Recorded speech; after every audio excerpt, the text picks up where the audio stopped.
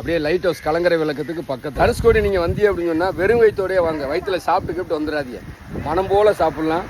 நீங்கள் பொரிச்ச மீன், நண்டு, கனவா, இறால் என்ன கேட்டாலும் சரி உங்களுக்கு எடுத்து ஃப்ரெஷ்ஷாக இங்கனிக்கிலே உங்களுக்கு ஆக்கி பொரிச்சு உங்கள் கையில் கொடுத்துருவாப்புல. நீங்கள் இங்கனிக்கிலே சாப்பிட்டுட்டு பசியார அப்படியே உங்களுடைய சுற்றுலா பயணத்தை இனிதே ஆரம்பிக்கலாம். இப்போ மீன் எப்படி பொரிச்சு உங்களுக்கு கொடுக்காங்க அப்படின்னு வீடியோவில் காட்டுறேன்.